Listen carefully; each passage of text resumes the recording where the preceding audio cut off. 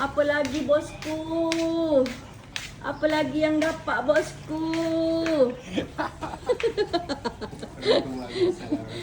Ini orang tua suka bunga. Ha, tengok ni. Apa bunga? Cuba tengok ya, sama-sama kita buka. Ini jackpot punya bunga you.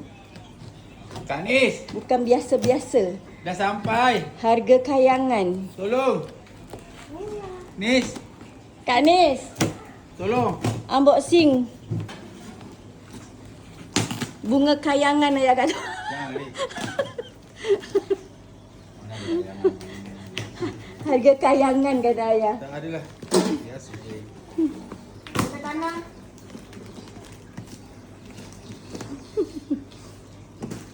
Foto ni gini guys.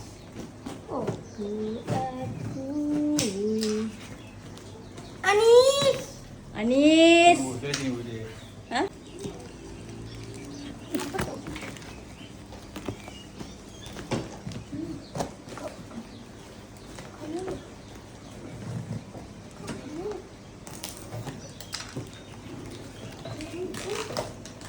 Mana yang atas ya? Mana? Belakang. Manalah. Kami tahu. Dua ke satu bang? Sana atas.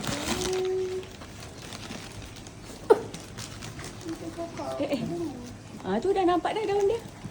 Pokok. Ya Allah, kau tahu tak? Kau tahu tak berapa ni? Tarik ya? Banyak engkau.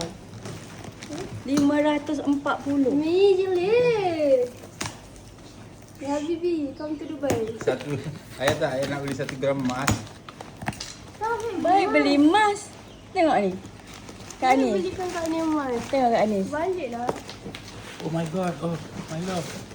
My love. Oh my love. Oh my love. Oh, Oh. my love. Oh no.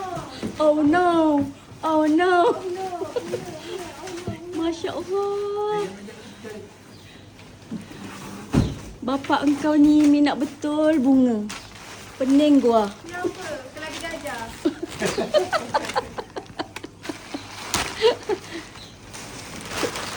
Banyak tu. Dia ke mana dia? Inilah yang ditunggu-tunggu ya sebenarnya. Mana? Pegang. Tak ada dalam akuarium ke? Dia macam ni. Tak tahulah ini apa ni. Lain satu tu. Okey, inilah bunga baru My Boss. Ni. Oleh junjung nama dia. Apa? Apa yang? Aku tak sebut dia. Balik. Itu pun bunga yang kecil. Ni ayah. Mana? Yang tadi Oh, kau yang tu. Aku ni. Ni. Ini sehari pergi buku. Allah Muslim. Ini sehari pergi buku. Mana nak pergi kan ni? Tanya. Variegated ni Nis. Apa? Ini panggil variegated. Oh, Variegated. you see? Wah. Satu je je. Kenapa satu macam tu bang? Yang lain kenapa hijau? Tak faham saya. Kadang-kadang dia jadi bu. Dia datang tu Kalau kerja. jadi macam tu ada putih-putih. Yang hijau ni tak jadilah. Bukan, ni dia dah. Dia boleh jadi macam tu. Allah Muslim. Saya ingat pokok pisang tadi bang. Ya Allah, dia punya cinta hati dia.